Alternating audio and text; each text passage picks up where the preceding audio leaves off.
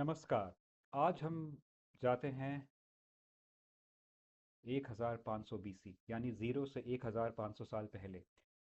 उस समय लोगों को लगता था कि एक लोग यानी हिंदू लोग, इंडियंस, हमारे पूर्वज, उनको लगता था कि दुनिया में एक कॉस्मिक ऑर्डर है। There is an order of things. सुबह होती है, शाम होती है, रात होती है, ये रेपिटेशन में होती है, यानी ये ऑर्डर है। स्प्रिंग आता है, समर आता है, मानसून आता है, विंटर आता है, ये भी ऑर्डर है। ऑफ कोर्स मुंबई में सिर्फ बारिश होती है और गर्मी होती है, वो अलग बात है, लेकिन ज़्यादातर जगह पे ये सीजन्स आते हैं। दिस इज़ एन ऑर्डर, तो ऑर्डर की अहमियत ज़्यादा थी। और अगर आप मेरी इंटरप्रिटेशन माने तो भगवान से भी ज़्यादा ऑर्डर की अहमियत थी। ऑर्डर का नाम था, RTA इंग्लिश में लिखते हैं, आर के ऊपर डॉट होता है, शायद उसको रिदम कहते हैं। ठीक है, लेकिन आज का जो टॉक है इसमें मैं कोई नाम नहीं लूँगा, कोई कॉन्वोल्यूटेड मुश्किल शब्द नहीं बोलूँगा, आपको इम्प्रेस नहीं करूँगा कि इस संत ने ये कहा, इस सेज ने ये कहा। हम purely on basis of logic देखेंगे कि भगवान कैसे आया। भगवान यानी अल्टीमेट रियलिटी। ठीक है, अल्टीमेट रियलिटी हिंदुइज्म में कैसे आई। और ये इस सब का रेफरेंस है ऋग्वेद। तो यानी मैंने ऋग्वेद की आपको इन शॉर्ट बेसिक कहानी सुना रहा हूँ। तो वापस चलते हैं, कॉस्मिक ऑर्डर।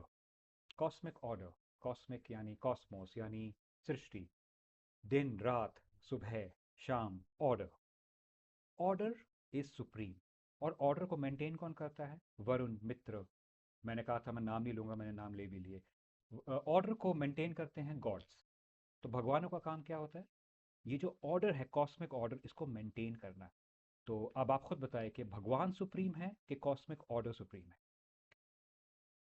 ठीक है, परंतु इसमें ह्यूमंस का क्या रोल है? इंसान का क्या रोल है? इंसान का रोल ये है कि वो रितम से यानी कॉस्मिक ऑर्डर से चीज़ें मांगता है, उसकी पूजा करता है। पूजा क्यों करता है? पूजा इसलिए करता है क्योंकि उसको पता है कि उसमें इतना दम नहीं है जितना एक वाटरफॉल में है, जितना पहाड़ में है, पहाड़ के एवलांच में है जब बर्फ गिरती है, बाढ़ में है, सुनामी में है। इंसान में उतनी ताकत नहीं। और ये सारी चीज़ें सृष्टि का हिस्सा हैं, कॉस्मिक ऑर्डर का। ये पावरफुल हैं। तो जो पावरफुल है उसकी हम प्रार्थना करते हैं ताकि हम ज़्यादा देर जीवित रहें, ताकि हमारे जो फैमिली है, हमारे दोस्त हैं, जीवित रहें, सोसाइटी जीवित रहे। ठीक है, तो एक तो ये तरीका था, एक तो ये रीज़न था पूजा करने का। दूसरा, हम मांगते हैं। उस समय मांगा जाता था कि जो सारे कठिन काम हैं लड़के करते हैं, इसलिए ज़्यादा लड़के पैदा हों, ताकि जब बाढ़ आए और प्रबंध करना हो तो कौन मरेगा? आदमी मरेंगे, लड़के मरेंगे। इसलिए ज़्यादा लड़के होंगे तो सोसाइटी में एक रेप्लेनिशमेंट होती रहेगी। आज 3 मरे, 3 और पैदा हो गए, तो बेटों की डिमांड उस समय ज़्यादा थी। विमेन वो प्रोटेक्टेड, तो डिमांड्स के लिए पूजा करते थे। तो ये भगवान को कहते थे, भगवान आप तो प्रोटेक्ट करते हो कॉस्मिक ऑर्डर को, तो आपकी पहुंच है वहां तक, तो आप कृपया हमें ये ब्लेसिंग प्रदान करें। ठीक है, तो ये इंसान है, कॉस्मिक ऑर्डर है, और इन दोनों के बीच में भगवान है आपका। ठीक है, एक भगवान का मैंने नाम ले लिया, जैसे Varun. Varun is one of the protectors. Varun का लिंक है पानी से, गॉड ऑफ वाटर मान लीजिए। तो god of water is protecting the cosmic order. He is one of the protectors और perhaps the chief protector of the cosmic order. Okay, तो ये ऋग्वेद में हम पाते हैं, इस इन चीज़ों का वर्णन हम पाते हैं। फिर क्या हुआ? फिर अचानक से लोगों के मन में सवाल आया। कॉस्मिक ऑर्डर है, भगवान है, हम हैं।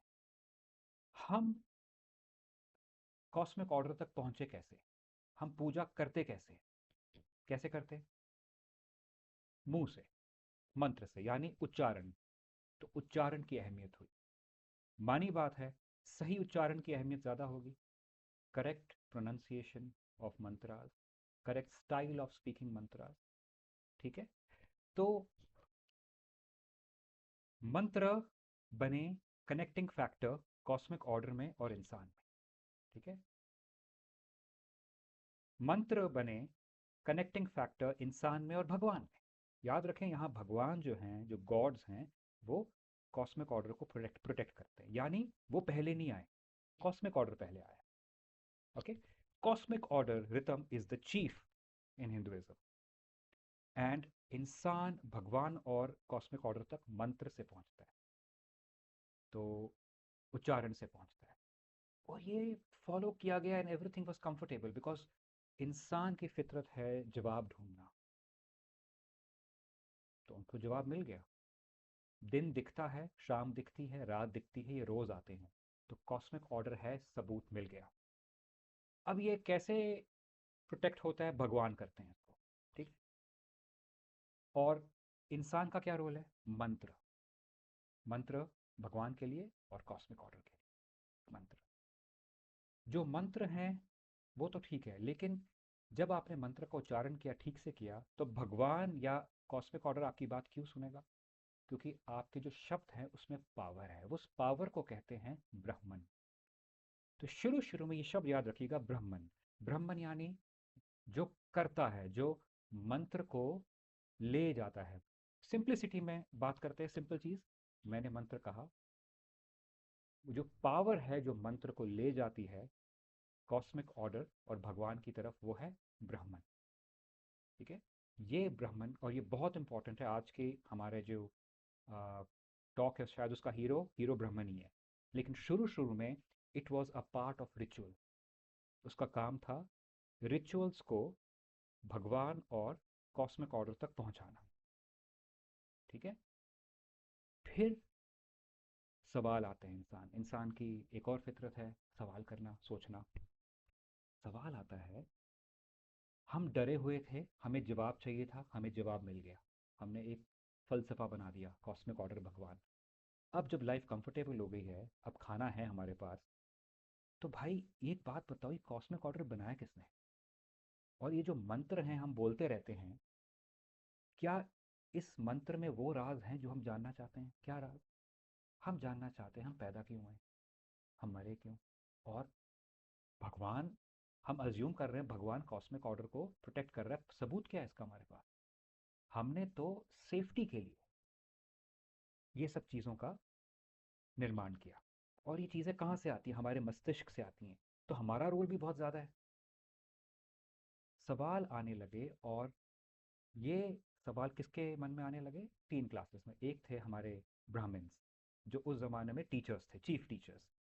और फिर थे वो लोग जो जंगल जा चुके हैं, जो प्रीस्ट नहीं है लेकिन इंटेलिजेंट लोग हैं, जो सवाल पूछते हैं। ठीक है।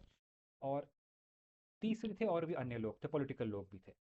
इन लोगों ने ये सवाल करने शुरू किए, और वहाँ से सबसे पहली जो जो वहाँ के राजा थे, वो ये डिबेट्स होल्ड करते थे। वो कहते थे, आओ भाई, तुम भी आओ, तुम्हारी पार्टी भी आए, आपस में डिबेट करो। उस ज़माने में इंटरनेट नहीं था, और आप मानेंगे नहीं, उस ज़माने में टेलीफोन भी नहीं था। तो जबकि कुछ नहीं था, तो यही सोर्सेज ऑफ एंटरटेनमेंट थी, इंटेलेक्चुअल एंटरटेनमेंट। ठीक है। तो लोगों के मन में एक चीज़ आई कि एक मिनट रुको ज़रा, कॉस्मिक ऑर्डर है, भगवान है, हम हैं, हमारे मंत्र पहुंचते हैं कॉस्मिक ऑर्डर को वाक से, स्पीच से। ठीक है, हमारी उच्चारण से। उस उच्चारण, तो यानी उच्चारण छोटा नहीं है, यानी इंसान छोटा नहीं। यानी अगर भगवान को खुश करना है और कॉस्मिक ऑर्डर को खुश करना है, तो हमारी वाणी इंपॉर्टेंट है। वाणी तो हमारी है। जब हम प्यार से चीज़ों का उच्चारण करते हैं, प्रोनाउंस करते हैं, वो भी हमारी शक्ति है। तो हम छोटे तो नहीं हुए ना। इंसान भी इंपॉर्टेंट है। कहीं ऐसा तो नहीं हम ही रूप हैं, या जो भगवान को वहाँ ढूंढ रहे हैं वो यहाँ भी है? ये सवाल वहाँ के लोगों में आने लगे। और ये जो पीरियड था, प्लीज़ रिमेंबर, हमारे ऋग्वेद में विमेन ऑथर्स भी हैं। ठीक है। तो ये उस समय की डिबेट्स का हिस्सा बन गया। ओके। लेकिन चीज़ें यहाँ थमी नहीं, चीज़ें और बढ़ी। फिर सबके मन में आया, एक मिनट रुको रुको रुको रुको, कॉस्मिक ऑर्डर, भगवान, इंसान। ओके। कौन हमारा हमारी वाणी को कॉस्मिक ऑर्डर तक ले जाता है, भगवान तक ले जाता है? ब्राह्मण। ब्राह्मण कहाँ है? दिखता नहीं है, लेकिन है। तो ये भी तो हो सकता है कि ब्राह्मण सब जगह है, और ब्राह्मण हमारी वाणी को कहाँ तक ले जा रहा है, कॉस्मिक ऑर्डर तक। क्या पता कॉस्मिक ऑर्डर भी ब्राह्मण से छोटा नहीं है, बट ब्राह्मण का हिस्सा है। यानी क्या पता जिसकी हम पूजा कर रहे हैं वो वहाँ नहीं है, वो यहाँ है, आसपास भी है, क्योंकि ये भी तो कॉस्मिक ऑर्डर का हिस्सा है। जब सूरज आता है सुबह, उसकी रोशनी यहीं तो गिरती है। तो ब्राह्मण का काम सिर्फ ये नहीं हो सकता कि वो, ब्राह्मण ही तो शक्तिशाली है। यहाँ से धीरे धीरे ब्राह्मण का दर्जा उठा, और वो पहले एक मीडियम था, उसका एक काम था, रोल था। वहां से लोगों को लगा कि शायद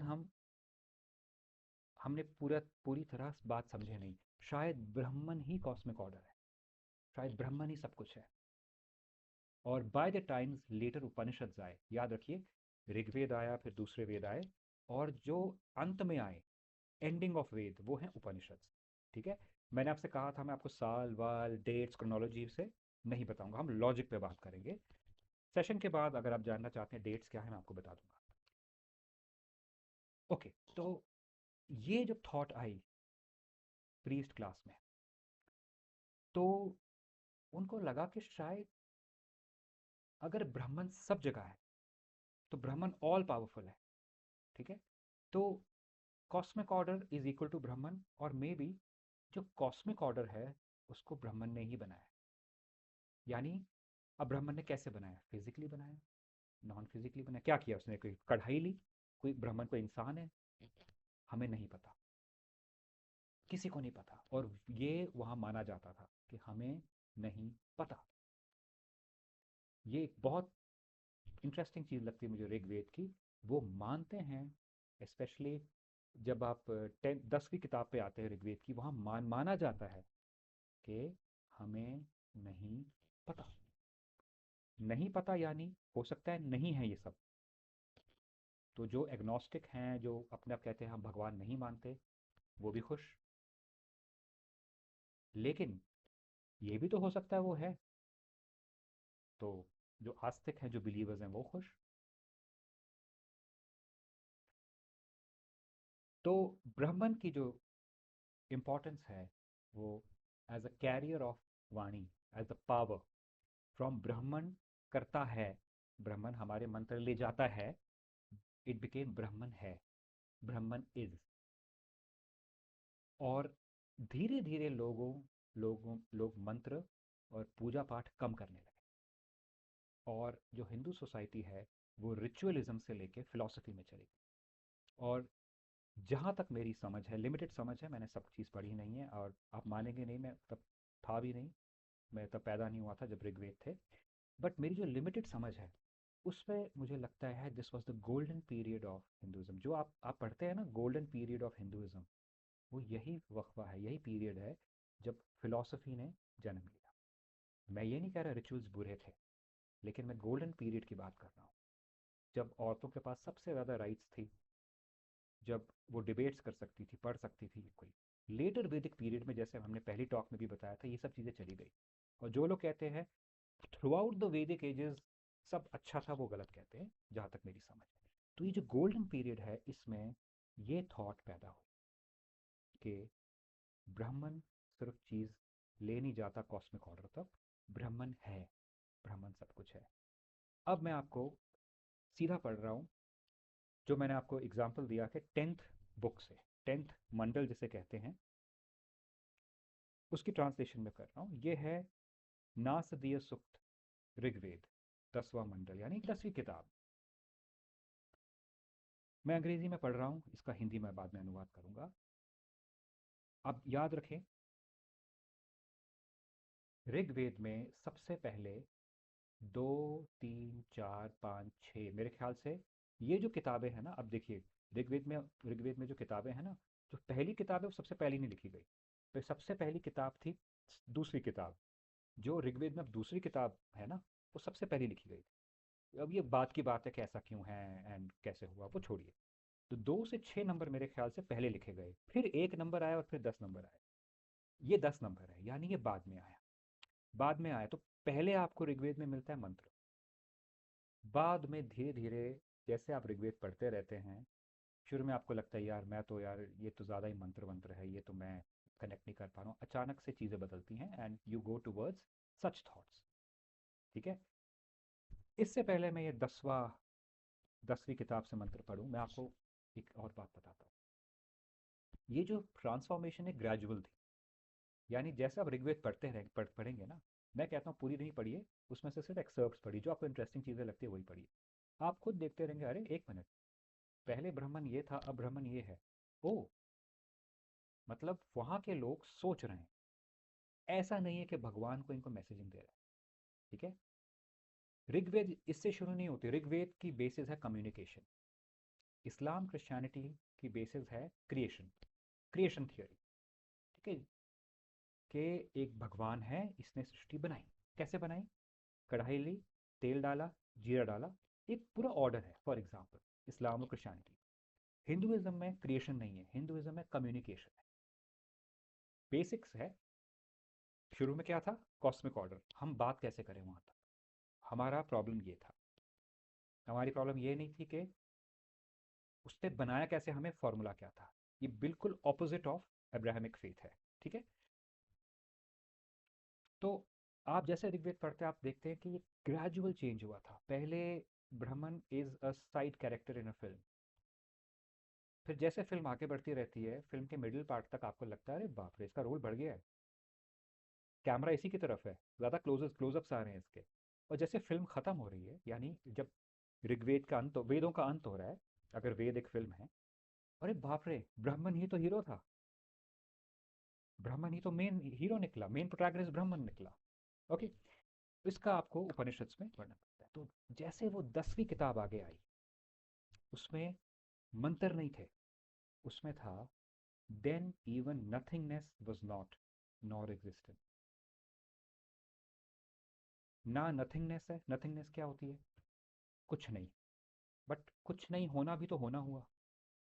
जब हम कहते हैं कुछ नहीं है, यानी कुछ नहीं है, है। आई डोंट नो आपको अगर बात पता चल रही है, कुछ ना होना भी होना है ना। कुछ नहीं क्यों नहीं है? क्योंकि आपको पता है कुछ होना क्या है। मेरे पास ये माउस आप देख सकते हैं, ये है, अब ये नहीं है। ये नहीं है क्योंकि आपको पता है होना क्या होता है, तो उसकी रिलेशन में चीज़ नहीं है। ना होना भी एक तरीके से होना हुआ। सोचें इसके बारे में। बट इसका कॉन्टेक्स्ट है सृष्टि के ऊपर। हम जिसकी पूजा करते हैं, भगवान को मानते हैं, इसको मानते हैं, उसको मानते हैं, उसके उस पर सवाल उठाए जा रहे हैं। Then even nothingness was not nor existence. There was no air then, nor the heavens beyond it. What covered it? Where was it? In whose keeping? Was there then cosmic water in depths unfathomed? ये तो philosophy है, और ऋग्वेद कवियों ने लिखी है। जैसे आप सबको पता है कि हमारे जो टेक्स्ट हैं वो या तो प्रोज़ाइक हैं या पोइटिक हैं, बट उनमें मीटर का ध्यान रखते हैं कई बार। जैसे कि अगर आप ले लें रामायण बाय तुलसीदास, तुलसी रामायण ले लें, तो दैट्स पोएम, दैट्स पोइट्री। ठीक उसी तरह नास द सीन नो, मैं संस्कृत नहीं पढ़ूंगा, I avoid it. But then even nothingness was not nor existence, there was no air then, nor the heavens beyond it. What covered it? Where was it? In whose keeping? एक है कौन भाई जो हम पूजा करते हैं, जिसकी हम ये कहते हैं ब्राह्मण है, इसको किसने बनाया, ये कैसे आया? और इसके पहले हम कहते थे रितम है, कॉस्मिक ऑर्डर है, वो कैसे आया? सवाल आने लगे।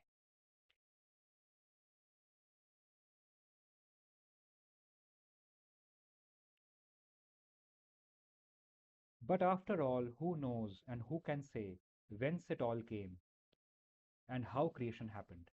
ये आपके ऋग्वेद में लिखा गया है। कि आप कुछ भी कह दें, पहले श्लोक आते हैं कि शायद पहले ये हुआ। देखिए, इसमें क्या होता है, शायद ये हुआ, फिर ये हुआ, फिर ये हुआ, ठीक है, उसके बाद ये हुआ, फिर ये श्लोक आता है तुरंत उसके बाद। But after all who knows and who can say whence it all came and how creation happened? लेकिन आफ्टर ऑल कौन कह सकता है कि जो हम ये कह रहे हैं, जो मान रहे हैं, वो सच है? The devas themselves are later than creation. जो देव है, भगवान है वो भी क्रिएशन के बाद आया है। So who knows truly whence it has arisen. तो कौन सच में जानता है कि कहाँ से आए सब चीज? हमें नहीं पता है। This is an admission. Whence all creation had its origin, he, whether he fashioned it or whether he did not, he who surveys it all from highest heaven, he knows, or maybe even he does not know. Whence all creation had its origin. कहाँ से ये जो creation का origin हुआ, वो जिसने बनाया या नहीं बनाया, जो हर चीज हेवन से सर्वे करता है, सिर्फ उसी को पता है कि भैया उसने क्या किया, कैसा काम किया, हमें नहीं पता। सिर्फ उसी को पता है, या शायद उसको भी नहीं पता है। दैट्स हाउ दिस श्लोक है।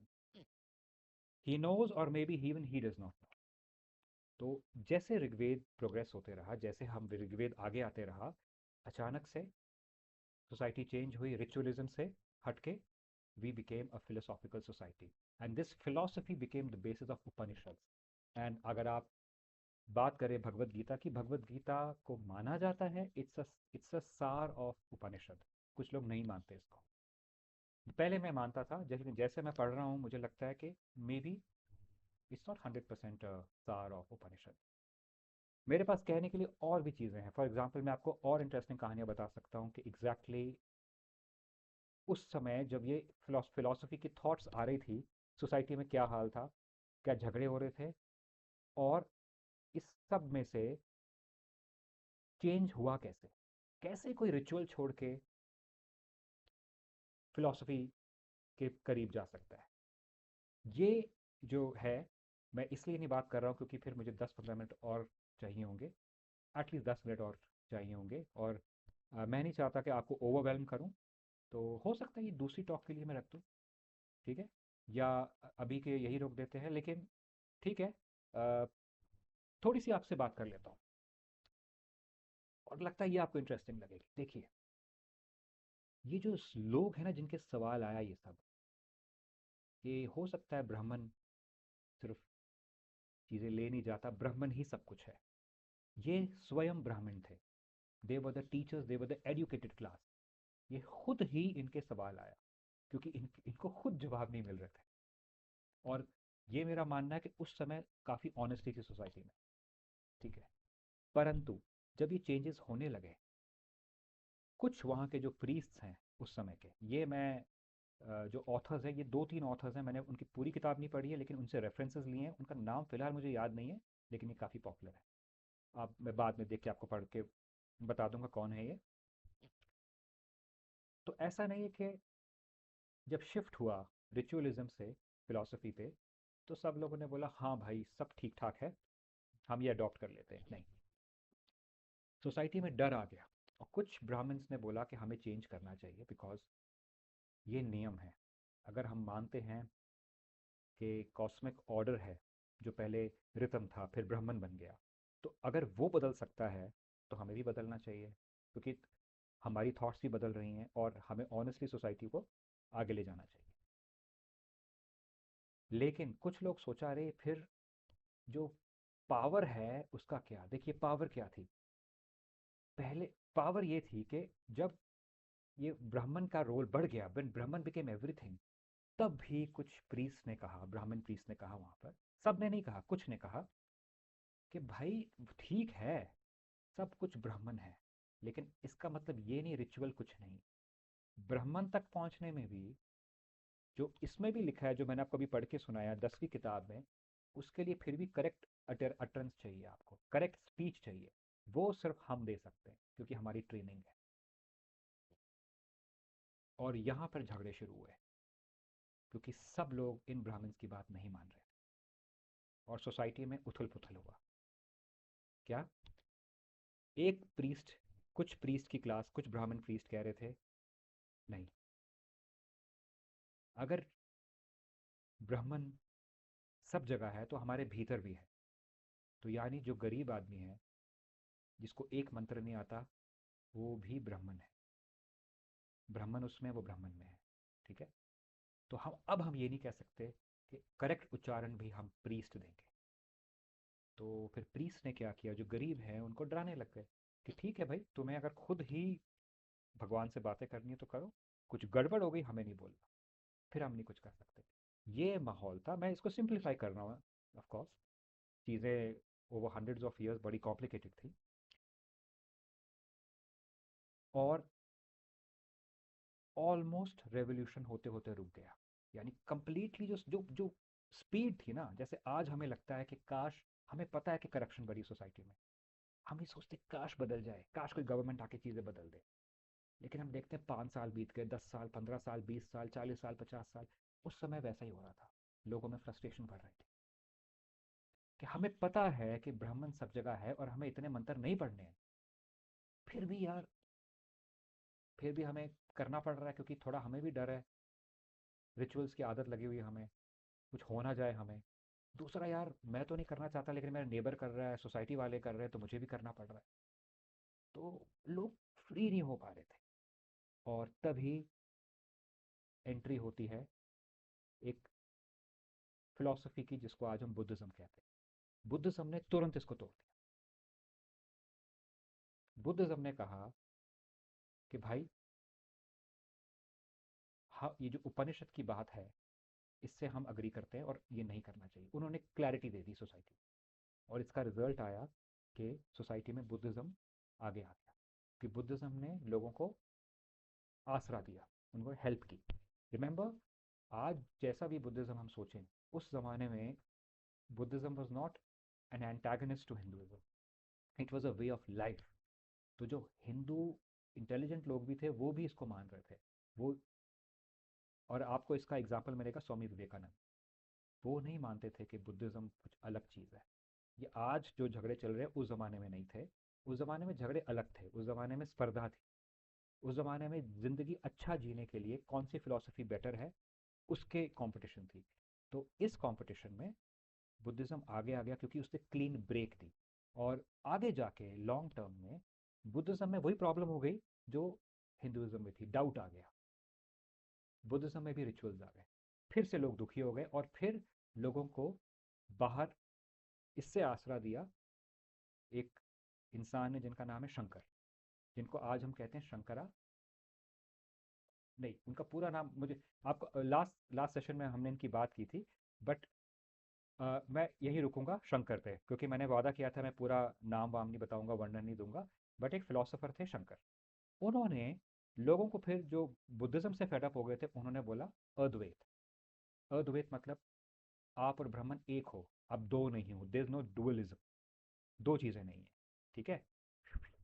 तो इस तरह से we again became a Hindu society. But remember, Buddhism जो था, it was not an antagonist. इसका मैं क्यों कह रहा हूँ आपसे, क्योंकि रिमेंबर, उस जमाने में नास्तिक भी होते थे, उनको कहते थे अजीविक। वो थे कि एवरीथिंग इज ऑर्डेन, भगवान ने सब सब सृष्टि ने सब डिसाइड किया है, हम नहीं कुछ कर सकते, चिल करो। उनकी ये फिलॉसफी थी। और हो सकता है कि, नहीं, मैं अभी जैनिज्म बुद्धिज्म में नहीं जाऊंगा, but Buddhism was not an antagonist to Hinduism, लेकिन Buddhism gave a clean break. Hinduism के पास जवाब था लेकिन दम नहीं था उस जमाने में, to break away from ritualism. Buddhism ने वो ब्रेक दिया।